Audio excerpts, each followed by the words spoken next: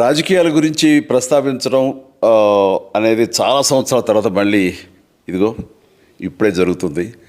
దానికి ప్రధానమైన కారణం తమ్ముడు పవన్ కళ్యాణ్, అలాగే చంద్రబాబు నాయుడు గారు తెలుగుదేశం నుంచి బీజేపీ నాయకత్వం, వీళ్ళందరూ ఒక కూటమిగా ఏర్పడ్డారు. అది చాలా సంతోషం, మంచి పరిణామం.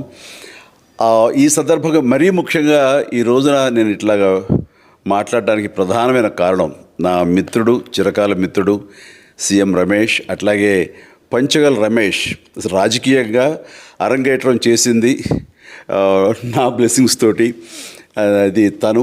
అలాంటి పంచగల్ రమేష్ అండ్ సీఎం రమేష్ గారు వీరు నాకు కావలసిన వాళ్ళు ఇద్దరు కూడాను అనకాపల్లి కాన్స్టిట్యున్సీలో ఎంపీ క్యాండిడేట్గా, అలాగే పెందుర్తి ఎమ్మెల్యే క్యాండిడేట్గా వీరు నిలబడటం అన్నది నాకు చాలా సంతోషంగా ఉంది. ఎందుకంటే ఇద్దరు చాలా మంచి వాళ్ళే కాకుండా సమర్థవంతులు.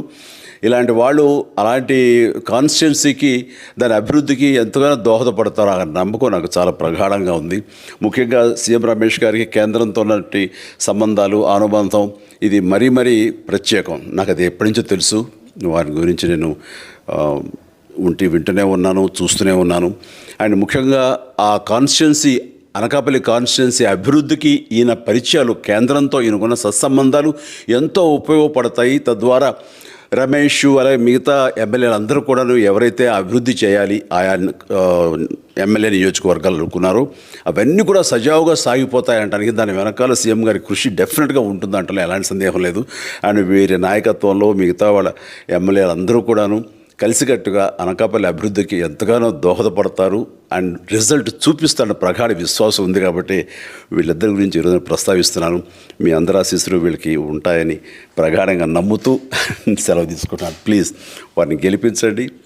అనకాపల్లి నియోజకవర్గం యొక్క అభివృద్ధిని మనందరం చూస్తాం. అంతేకాదు, నాది చాలా పెద్ద కోరిక, ఆంధ్రప్రదేశ్ అభివృద్ధి పథంలో ముందుకు వెళ్ళాలి. దానికి కానీ మీరందరూ నడుము బిగించండి.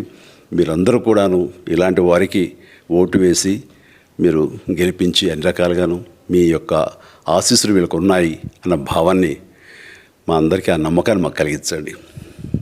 జై హింద్.